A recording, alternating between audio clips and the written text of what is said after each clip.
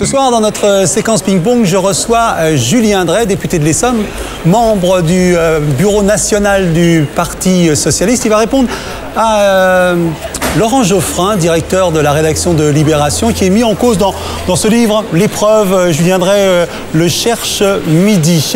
Alors, Julien Dray, bonsoir. Bonsoir. Alors, ce livre, c'est la réfutation en 7 lettres ouvertes de toutes les accusations qu'on a portées contre vous. On va en parler. Alors, on sait, tout commence en novembre 2008. Il y a la cellule Tracfin, cellule anti-blanchiment du ministère des Finances, qui signale au parquet de Paris ce qu'elle appelle des irrégularités dans les comptes de la Fidèle et d'une autre association, les parrains de SOS Racisme.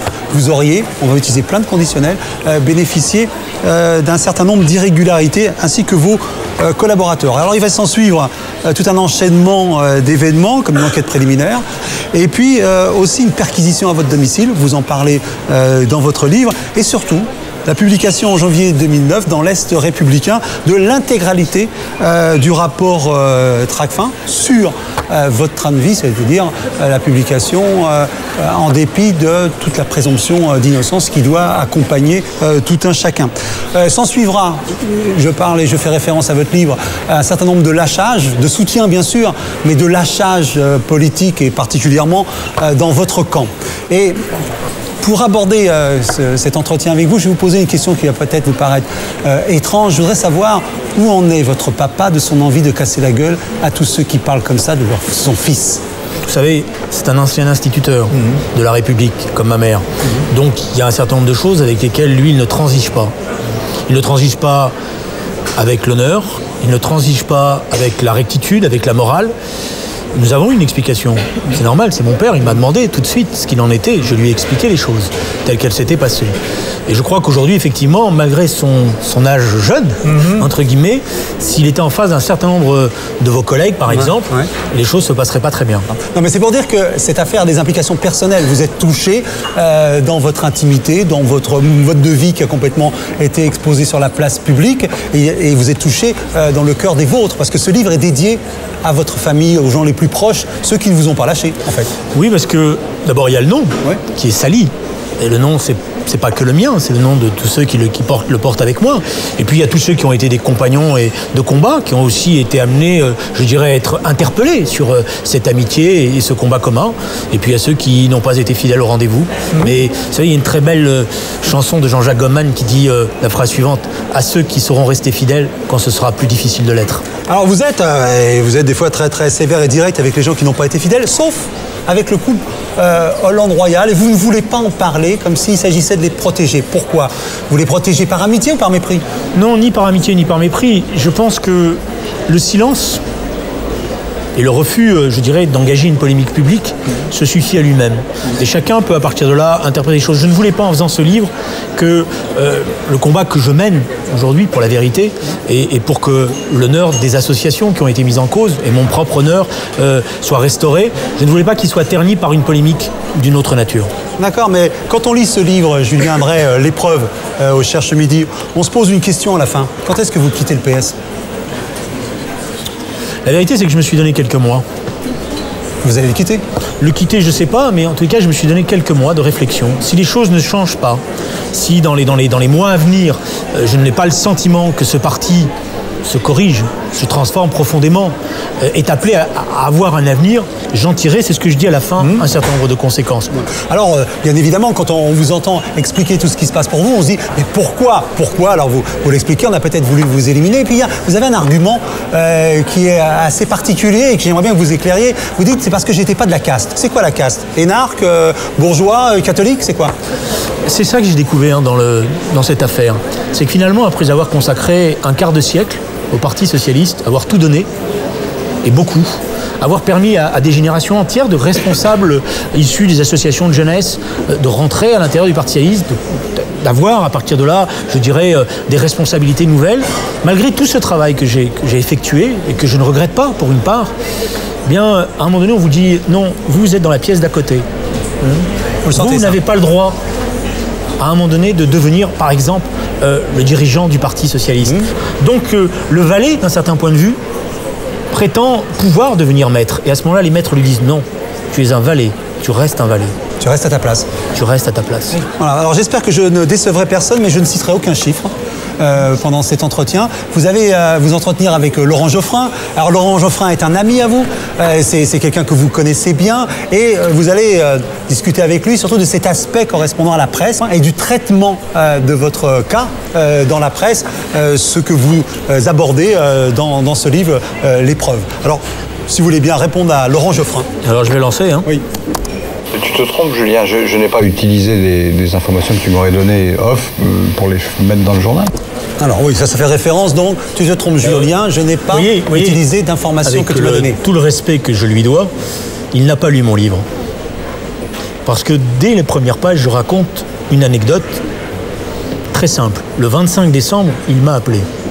Et comme c'est un ami que je connais depuis très longtemps, lettre ouverte à Laurent Geoffrin. Je lui dis, voilà la réalité de ce qu'on me reproche, telle que je la lis dans la presse. Voilà d'ores et déjà les éléments d'information que je peux te donner. Et il me dit, ah bon? Je dis, mais je te les donne à toi parce que tu es mon ami. Je ne veux pas pour l'instant les utiliser et je ne veux pas que ça soit donné en information parce que je ne veux pas alimenter la chronique.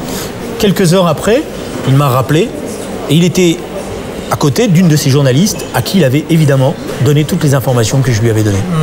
Mais est-ce que vous croyez encore au off? Parce que tout ça, c'est cette histoire de... C'est pas un problème de off, oui. C'est un problème de relation amicale avec quelqu'un qui dirige un journal. Et parce que c'était un rédacteur en chef d'un journal, j'ai cru nécessaire, par-delà l'amitié que je lui portais, de lui donner un certain nombre d'éléments pour qu'il comprenne la difficulté de cette affaire. Et lui, il a fait un peu ce que le président Obama reproche à la presse quand il dit « Vous préférez la rapidité à l'exactitude ». Le sensationnel au substantiel. Et donc il s'est dit, il m'a donné des informations, hop, vite, je les donne à ma rédaction, comme ça nous serons les premiers. Il y a une chose qu'il faut comprendre, je sais que c'est difficile, que c'est cruel, que c'est dur, mais le journaliste et l'ami sont deux personnages séparés. La question qui est posée, c'est pas celle-là. Moi, je ne demande pas un traitement particulier ou amical. Je ne suis pas en train de demander une rédaction parce que j'ai vendu Libération quand j'étais jeune, quand il a été fondé, et parce que nous avons eu un compagnonnage amical pendant de longues années, d'avoir un traitement particulier. Au contraire, je demande simplement à une rédaction d'un journal qui se veut un journal d'opinion et un journal de gauche, d'avoir la distance nécessaire, de ne pas se comporter comme les autres. Ce que je mets en cause dans mon livre, c'est quoi? C'est ces fameux journalistes d'investigation, qui ne sont en fait que des boîtes aux lettres. Et qui ne se posent jamais la question de savoir pourquoi on leur donne ces informations. Ils n'enquêtent pas, c'est pas vrai. Donc vous voulez dire de tous ces chiffres dont on ne parle pas, ils ne les ont pas vérifiés, ils ne les ont pas vérifiés auprès de vous? Aucun chiffre n'a été vérifié. D'ailleurs, la réalité, c'est que plus personne n'y comprend rien dans les chiffres. Plus personne ne sait de quoi il en est. Voilà. C'est-à-dire des différences censément entre vos revenus et vos dépenses. Voilà, les sommes qui sont rentrées de ça. Tout a été fait pour brouiller les choses. Les chiffres, ils sont là. Oui. Et ils sont clairs. Voilà. Ils sont dans un rapport d'expertise comptable qui a été remis au procureur de la République et qui montre qu'il n'y a aucun détournement. Les informations qui ont été publiées dans le journal ont été trouvées par nos journalistes. C'est tout le débat. N'ont pas été trouvées. Simplement, un certain nombre de gens qui étaient au cœur de cette enquête ou autour de l'enquête et qui avaient des intérêts, leur donner à chaque étape un certain nombre d'informations. Souvent d'ailleurs, j'ai remarqué, quand l'enquête était à un tournant décisif, c'est-à-dire qu'elle montrait que les reproches qui étaient faits n'étaient pas fondés, hop, on ajoutait un nouvel élément. Non, mais alors vous êtes en train de dire là que c'est la cellule Tracfin qui informait les journalistes? Non, je pense que c'est pas la cellule, parce que la cellule, elle est vite dépossédée de ça. C'est tout au long de l'enquête. Vous savez, dans une enquête comme ça, qui est très médiatique, où il y a beaucoup d'enjeux politiques. Juge d'instruction, alors? Il n'y a pas de juge d'instruction. Non, pas encore. C'était justement le problème. C'est que nous sommes dans une enquête préliminaire et que moi, je n'ai à aucun moment accès au dossier. Quand il y a un juge d'instruction, il y a un débat contradictoire. Moi, j'ai accès au dossier. Je peux réfuter un certain nombre de reproches. Là, je n'avais à aucun moment accès au dossier. Mais l'Est républicain, comment il a eu ce rapport? Eh bien, c'est la question qu'il faut poser. Et j'ai porté plainte. Ma plainte n'a jamais été suivie des faits. Et toutes les divulgations, j'ai porté de multiples plaintes, n'ont jamais été suivies des faits. On ne saura peut-être jamais qui donnait ces informations. Théo a raison. Enfin, ils ont fait leur travail, ils ont eu connaissance des des rapports d'enquête, de police, de Tracfin, tout ça. Bon, ils ont eu les documents. Vous voyez, il l'avoue lui-même. Il a eu en main des documents. Il ne se pose à aucun moment la question de savoir pourquoi on lui donne ces documents. Et il ne se pose pas la question plus grave encore. Est-ce que ces documents sont vrais ou est-ce qu'ils sont faux? Donc on manipule la presse? Oui, totalement. C'est pour ça que j'ai fait cette lettre. Dans cette affaire, le journal Libération a été manipulé de A jusqu'à Z.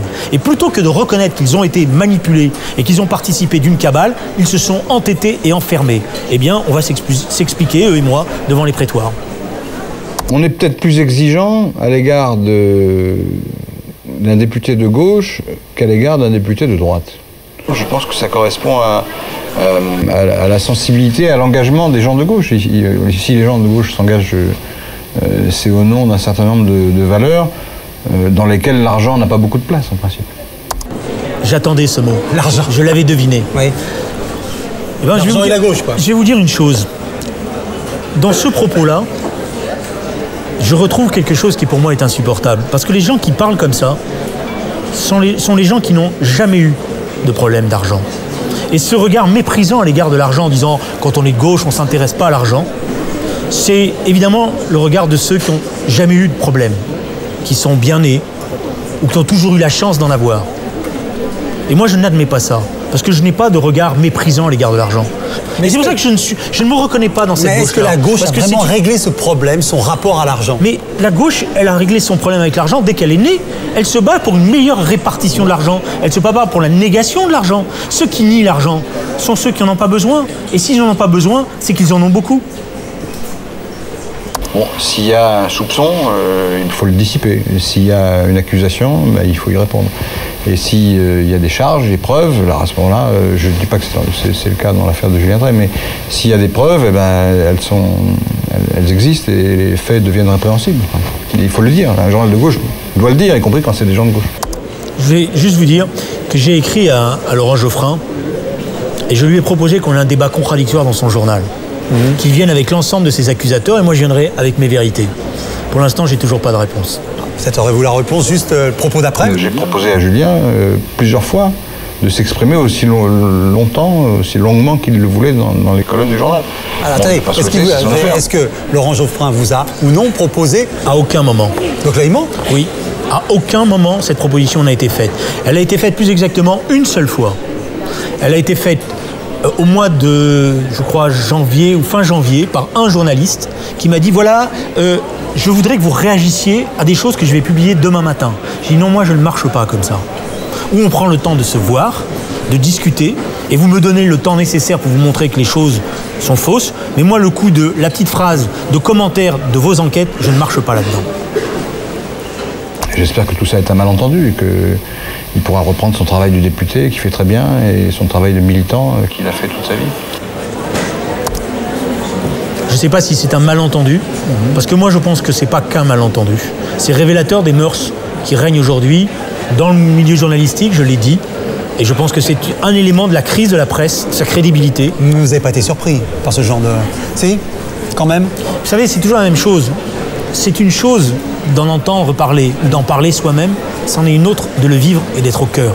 Et des choses qu'on savait, on ne les vit pas de la même manière quand c'est soi-même qui est en cause. En tout cas, nous, on voulait vous donner la parole. Et pas ajouter à des éléments qu'on ne peut pas prouver, qu'on ne peut pas démontrer.